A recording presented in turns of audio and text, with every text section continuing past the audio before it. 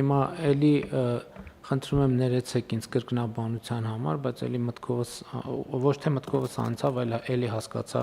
որ սա էլ է այդ դեպքը, որովհետև ես վերջին օրերին հատկապես շատ ասում եմ եւ արձանագրում եմ, որ Հայաստանի Հանրապետությունում չկա թեկուզ մեկ խնդիր, սա արդեն գրեթե վերջնական հիմա կհետևեմ արձագանքներին տեսնեմ գուցե ինչ որ մի բան բացեմ թողել, բայց չկա գետ մի խնդիր, որը լուծումը չի անցնում կրթության միջոցով, սա էլ է այդ դեպքերից,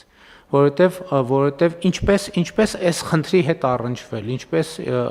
մենք այս գիտելիքը պետքա խոստովանենք, հարգելի գործընկերներ, պետքա խոստովանենք, որ չունենք այդ գիտելիքը, էս էլ է այն թեման, որի լուծումը անցնում է կրթության միջոցով, եւ էլի ասում եմ, ես փորձում եմ վերհիշել իմ վարչապետի պաշտոնում իմ գործունեությունը դրանից առաջ պատգամավոր, դրանից առաջ եւ չեմ կարող մտաբերել որևէ մի հարց, որի լուծումը չի անցնում կրթության միջոցով եւ մեր բացարձակապես բոլոր ոլորտների բոլոր հարցերի լուծումը անցնում է կրթության միջոցով։ Եթե մենք գծել ենք գիծ ուղի որևէ հարցի լուծման, որը կրթության միջոցով չի անցնում, ուրեմն դա լուծում չի, դա ընդամենը ձևակերպում է, որը ոչ մի արդյունք չի տալու եւ էս էլ է շատ կարեւոր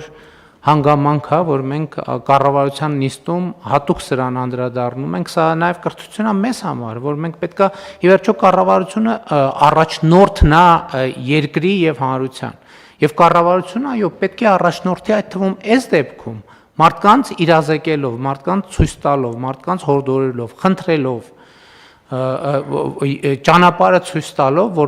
որպեսզի մենք էլի չգնանք ամենավերջին կետերին հասնենք, երբ որ մեր օգնություններն ու աջակցությունները ընդամենը մխիթարանքեր հա մարդիկ մեկա ոչ մի բան չէր փոխվի, բայց սրտի մխիթարություն անտարբեր չգտնվեցինք, մի բանով օգնեցինք, իմանալով, որ ոչ մի բանով չենք կարողանալու օգնել։ Հիմա այսպես այս մեթոդով մենք կարող ենք օգնել եւ յուրաքանչյուրը ինքը իրեն կարող է օգնել եւ իմ կոչն ու խնդրանքն է